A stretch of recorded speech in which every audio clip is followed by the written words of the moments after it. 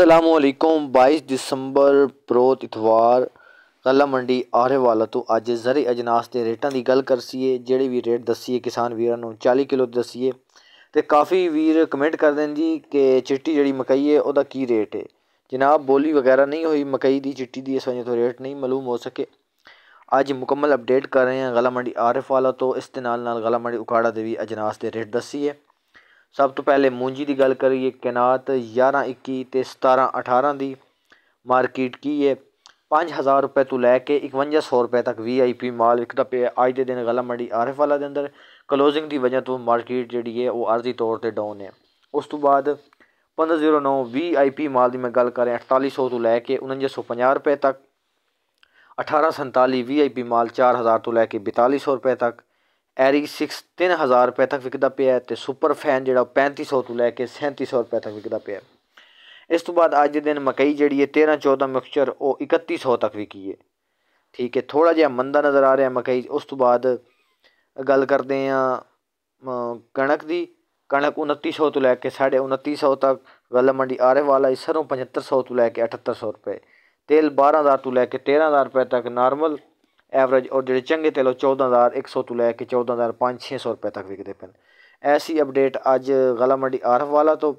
उस बाद तुहानूं अपडेट करें उकाड़ा तो। उकाड़ा गल्ला मंडी के अंदर अज जवार का रेट दसीए 5100 तो लैके 5300 तक। 5350 रुपये तक फरोख्त हुई जवार। सरसों की गल करिए 7500 तो लैके 7750 रुपये विकी है। तिलों की गल करिए उकाड़े के अंदर 11000 तो लैके 14750 रुपये तक विकी है विकन। तो मकई जी है वो 16000 बोरी की आमद आई है अज गल्ला मंडी उकाड़ा।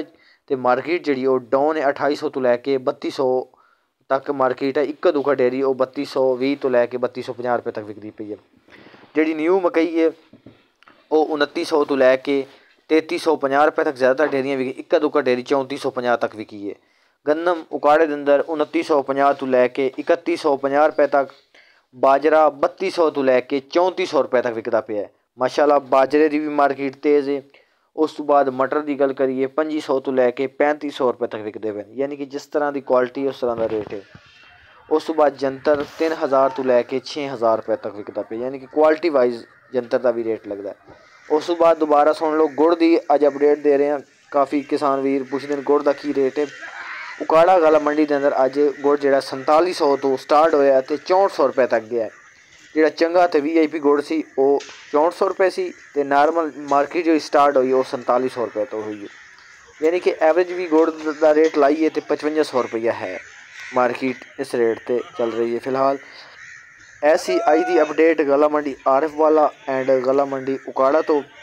मज़ीद इस तरह की अपडेट हासिल करने के लिए साढ़े फेसबुक पेज मुबीन एग्रीकल्चर को फॉलो कर लो ताकि डेली बेसिस पे तुहानूं अपडेट मिलती रहे।